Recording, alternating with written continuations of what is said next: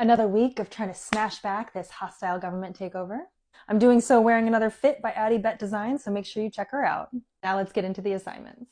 First order of business, and again, Congress's main job, appropriations. I can tell you absolutely nothing happened last week with appropriations bills, which means they are likely banking on the ability to pass a continuing resolution to fund our federal government. It seems like both parties are going to be down for the CR situation. Schumer hasn't come right out and said that the Democrats are going to go along with it, but he kind of needed to signal earlier that he expected a better appropriations process, or otherwise we were going to shut down, because at this point there isn't time to do either one. So either he needs to start saying it's going to be a shutdown unless you guys give us some appropriation bills that don't suck, or we're probably looking at another pearl clutching session just a couple days before September 30th. I hope our credit ratings can keep surviving this brinkmanship, because that's one of the reasons that they have started to go down. Next, pocket rescission. Russell Vogt has tried to block $4.9 billion of federal funding that was already appropriated for FY25 by saying, whoopsie, we spent the special communication, there's less than 45 days, Congress isn't going to be able to act in time, and so we'll just forget about it, right? Fortunately, two levels of judges said, F you, buddy.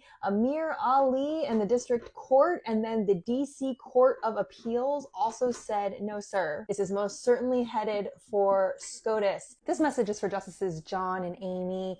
Now would be a great time for you to live up to that moderate judge thing that people ascribe to you. Next, the Senate is also working on a bunch of nominations, and this is one thing Schumer had been holding up before the August recess. So the Republicans are, of course, threatening a rules change. Now, I will say that this rules change nonsense started with Harry Reid, who got rid of the 60-vote filibuster in order to get through most nominations. Republicans later made a rules change to expand that to SCOTUS nominations, which is how we ended up with Kavanaugh and Barrett. And while Schumer's playing hardball here, he's also sort of flip-flopping on what he wants. Before the recess, it was to stop the pocket rescission thing, which clearly didn't work. After the recess, it was we want to make sure these are qualified candidates, which I'm all for, but none of them have been.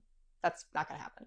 I'm all for holding stuff up, but we need a reason. There is something called recess appointments, where Trump can appoint the person kind of without the Senate's approval on a temporary basis, but nobody really wants to give the green light on that. Finally, if you're looking for someone else to call, Bill Cassidy's a great one.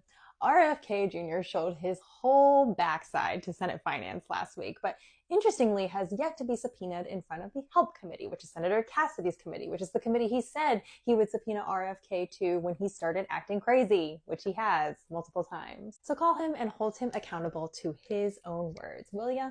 My focus this week is definitely going to be appropriations. If we don't draw a line in the sand now, it's not going to be an effective bargaining chip for Schumer and Senate Democrats later. Keep your eye out for my economic updates, especially the Thursday CPI update. And as always, enjoy menacing your employees.